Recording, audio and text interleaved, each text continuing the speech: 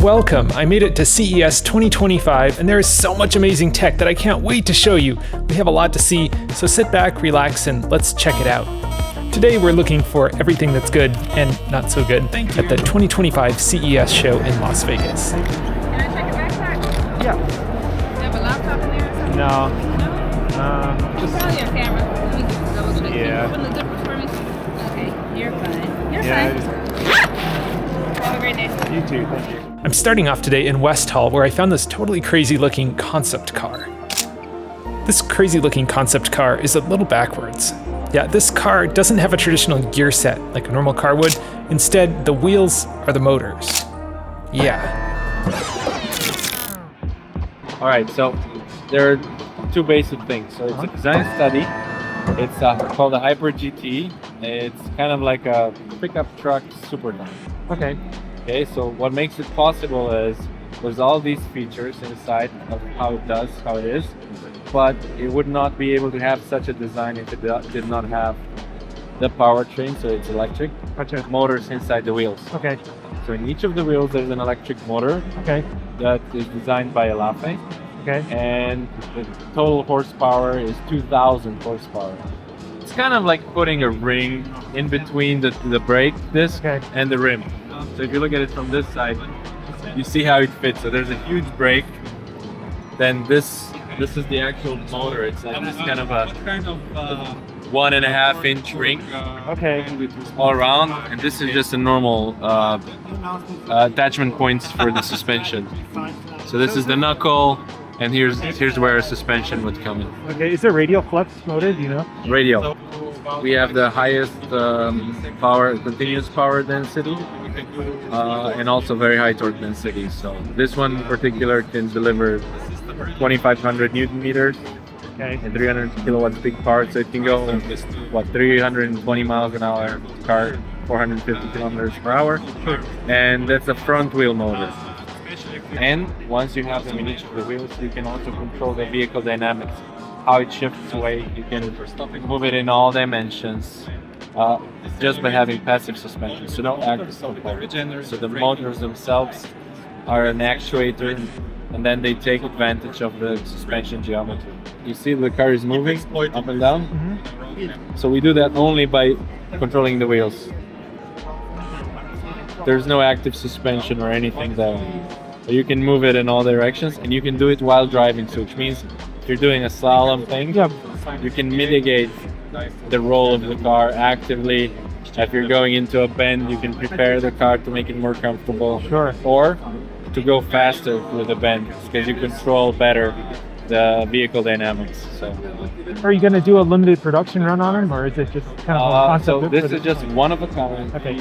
But there will be other supercars that will integrate this technology into a production version. Unsprung and sprung weight aside, I can't imagine how heavy the wheel hub must be, but how does it work on wet roads or snowy roads, or ice for that matter? I guess we'll have to wait and see. The last year, Chinese company XPeng brought an absolutely massive flying car to CES 2024, and this year they've downsized things a little bit, and they've brought a land aircraft carrier, as they call it, which splits apart to be the world's only car with a trunk that can fit an aircraft, but also the world's only aircraft that can fit into a trunk. Confused yet? Well, the ground module, also known as the mothership, features a tri-axle six-wheel design, which enables 6x6 all-wheel drive and also has rear-wheel steering. No word on how heavy this whole module is, though, so I'm not really sure how much off-roading is going to be done, unless, of course, you count the off-roading done in the air. Now, allegedly, the chairman and president of XPeng has supposedly received its type certification, which means the vehicle meets the requirements to be produced, and it's completed its first public crewed flight demonstration. It's cool to see electric vertical takeoff and landing vehicles continue to be developed, but I don't know about you, I think I'm going to stick to traditional aviation for the time being. All right, folks, this just in, breaking news. A massive storm system is developing right now. Hey, was that just a cow? It's moving really fast.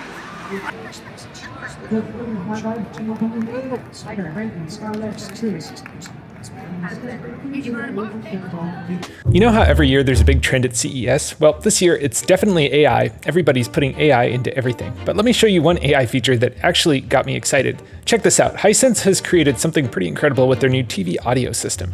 You know how sometimes you're watching a game and you can barely hear the announcer over the crowd? Or maybe you're trying to focus on the gameplay sounds, but there's too much commentary? Well, they've solved that problem in a really clever way. Let me demonstrate. Right now, we're watching a regular sports broadcast. Yeah, so this is normal. This is what it would sound like when we're, at home. Listen to how everything's mixed together. The crowd, the announcers, the game sounds. Now watch this. With a quick menu selection, we can isolate just the announcer's voice. And then if you just want the voice and don't want the background, just look at Martinelli, the goalkeeper. Zurich, who just joined the team in February, has delivered a fierce strike. Hear how crystal clear that is? No background noise, just pure commentary. But wait, it gets better. Maybe you want to feel like you're actually at the game, switch it to ambient mode, and you get all the atmosphere without the commentary. we're into the stadium mode now. And all you're listening to is the game, the crowd. It's like having a sound engineer in your TV constantly mixing the perfect audio just for you. The cool thing is this isn't just for sports. In the future, it's going to work with any content on the TV, even your gaming console. Imagine playing your favorite game and being able to perfectly balance the music, sound effects, and dialogue without diving into complicated sound settings. You know how a lot of AI features at CES feel like solutions looking for problems? This is different. It's solving an actual annoyance we've all dealt with. No more reaching for the remote every time the crowd gets too loud or missing what the announcer said just during a crucial moment. But what do you think? Is this the kind of AI feature you'd actually use? Now let's talk about something that always steals the show at CES, the absolutely incredible displays. This year is mind-blowing with 3 standouts that I just have to share with you. The first one that I ran into is the Hisense LQ9 laser TV, which is kind of, I think, the future of big screen entertainment. Now imagine having a movie theater in your home that's actually better than the real movie theater. This new laser TV is like a projector on steroids. It's so bright you can watch it with the lights on, and get this, you can make a picture bigger than your entire wall. The coolest part is it uses 3 different colored lasers to make colors that are more vibrant than any TV you've ever seen. Plus the sound system is built right in, and it makes you feel like you're sitting in an amphitheater. Well, what does this all mean? Well, since it's a projector, you can make your screen size anywhere from 100 to 150 inches. It's super bright at 5,000 lumens. It has built-in Dolby Atmos sound, and even better, the content management system built into the device is based off of Google TV, which makes streaming super easy. This isn't going to be cheap though, and similar tech earlier in the year was introduced at about $5,000. No word on how much this projector is going to cost. You know how your printer puts ink on paper? Well, TCL figured out how to literally print TV screens. It's not just cool technology, it's better for the planet too. They waste way less materials than other TVs, and it helps make the picture super bright and colorful. The best part, because they're basically printing these screens, they might eventually be able to make them much cheaper than regular OLEDs. Remember those sci-fi movies where they have see-through screens? Well, the future is here. LG's new TV is completely transparent when it's off.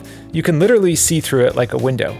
But here's the magic part. When you want to watch something, a black shade rolls down behind it to make it look like a normal TV. No messy cables either, everything connects wirelessly. It's like having a piece of furniture in your living room. And that means that the only thing that's necessary to connect to this TV to make it work is just a power cable. Now, I saw a couple other prototype transparent displays from other companies, but they were small and in the corner. I think this technology is going to become more commonplace as things continue to evolve. And it only costs a small sum, I'm kidding, this thing is expensive, $59,999 as of today, January 10th, 2025. What's really exciting about all these TVs isn't just how cool they look, it's how they're pushing technology forward in different ways. CES 2025 is showing us that the future of displays, yeah, it's going to be amazing. Which one would you want in your house? Let's chat about it down below in the comments. He's a service dog in training. He's training to support a veteran and he scans through any kind of material that re-dries. It's a stud finder. It's a stud finder. Oh my God.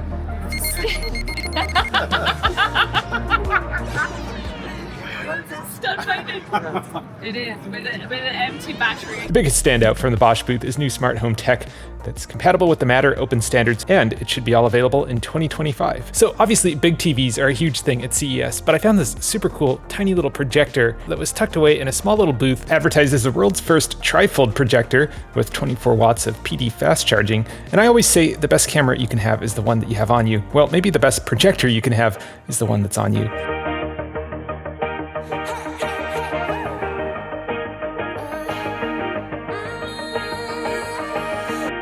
course, a trip to CES wouldn't be complete without a stop at the Gigabyte booth, where I'm looking for all the new latest tech that they're releasing this year. This is our new Gigabyte Aorus C601 case. It's going to be released later this year. All components inside here are Gigabyte components. The Gigabyte Aorus Master Graphics card. Look, I'm going to open it for you. That's a 5090? No. We don't have those connected yet, unfortunately. But it is our 4080 Super Master. Oh. Yep. The motherboard's new. It's our ZA90 Aorus Master motherboard. It has the latest Intel Core Ultra 7 processor to perform well with our Blackwood Wukong demonstration over here. So we're showcasing here the MO27U2, our new QD OLED 4K monitor. It's performing at 240 Hertz, connected with our 4080 Super Master graphics card here. If you could tell in the background, we have our latest Z890 Aorus Master motherboard. So you can support your latest Intel processors in there. This whole computer build, full Gigabyte ecosystem, has the Gigabyte 1000 watt power supply that's connected to the PG5, which is convenient for it, right?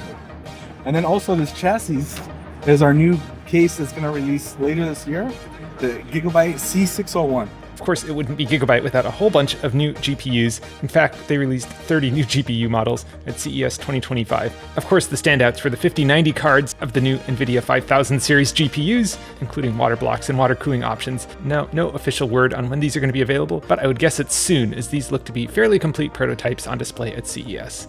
Of course, they had lots of data center tech on display as well, but the data center tech that really stood out to me was the SK booth. So the SK booth is absolutely mind-blowing this year. Let me take you on a quick tour of what I saw. Right when you walk in, you're greeted by this incredible innovation gate. Imagine walking through a massive display that shows beautiful flowing waves of data. It's not just for show though, it represents how SK is transforming raw data into AI that's changing pretty much everything we do. Now, data centers aren't exactly the most interesting thing in the world, but stick with me here. This is where the magic happens. They're showing off their next-gen memory called HBM3E, and this is where things get really exciting. Their current 12-layer HBM3E is already a beast. It can help an AI model like Llama 3 70B read through 70 billion parameters 35 times in a single second. But now they're pushing the boundaries even further with a 16-layer version that's in development. That's like going from a 12-story building to a 16-story one, but for memory chips.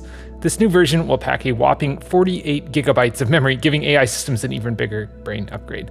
At the end of the tour, they've got this really cool section where they're showing off all their partnerships with companies like Anthropic, Lambda, and others. It's pretty amazing to see how all these companies are using SK's memory tech to push AI forward. The whole theme of SK's booth was innovative AI, sustainable tomorrow, and after seeing everything they're working on, I totally get why. They're not just making faster computer parts, they're building the foundation for all these AI breakthroughs we keep hearing about. Speaking of sustainable tomorrow, another standout for me was the Suzuki booth at West Hall at CES. This is our vision for the future of public transportation. CES 2025 was Suzuki's first ever booth at the show, and trust me, they're showing off something that can completely change how we get around cities. It's an autonomous battery electric vehicle, but this vehicle is not intended to operate on the public roadways. Okay. It operates on its own fixed dedicated guideway to deliver high capacity urban transportation. Right? So the thing we lack with Waymo is Pride Street didn't do a fantastic job, an incredible job, but they're operating on the same congested public roadways as all the other road users, and it's not doing anything to alleviate the problem of congestion that every city faces. And so the intent here is to implement a system that allows a city to build the lowest cost infrastructure possible to expand their transit capacity. And so the intent here is to provide not low capacity transit that we kind of provide on roadways, but the high capacity transit that we provide with train systems and things like this, with a far more affordable system. Suzuki's whole booth is built around this little Japanese concept they call Shosho Kitan-B, which means making things compact, simple, light, and quick to implement. Here's what's cool about the San Jose project. They picked Glideway's solution over 20 other companies, including Elon Musk's Boring Company, and the system will connect the airport to the train station, which is just under 4.5 miles. Each vehicle can carry up to 4 passengers, and a ride will cost about $6. And the best part, it's expected to be up and running by 2028. Now, the San Jose project is just the beginning for the system. If it works well, we might see these popping up in cities all over the world. And just like that, my one day at CES 2025 was coming to a close. Where's the closest place to get a cab? At the Door end? none. Door none. Got Well, it. it's not door none. Yeah, it's right outside. Down there. Okay, got it. Thank you. I wish Suzuki's system would have been prototyped between the Las Vegas Convention Center and the airport, because trying to find a ride out of the convention center at 6 p.m. when it closes was next to impossible. With surge pricing on Lyft and Uber, a ride to the airport was running over $100, and I spent over half an hour walking around the convention center trying to figure out which pickup point would work. Since the convention center is under construction, traffic at the south end of the convention center was a total mess, so I turned tail and went all the way to the West Hall. Ironically enough, by the time I got to the West Hall, surge pricing had ended and a ride to the airport only cost $38. Where's the Lyft pickup? You're gonna go back out. Okay. You're gonna follow this around. It's literally on the other side of the building. On the other side of the building, okay. Hey there, I'm Aaron. Thank you. Oof. I had a ton of fun at CES 2024, but it was almost impossible to get the entire show condensed into just one video. So if you'd like to go on a tour of the best parts of the Las Vegas Convention Center with me at CES 2025, click on this video here, where I'll take you on an in-depth, no-nonsense tour of the best parts of the Las Vegas Convention Center at CES 2025. As always, thanks so much for watching. I hope you enjoyed this video, and I'll catch you in the next one.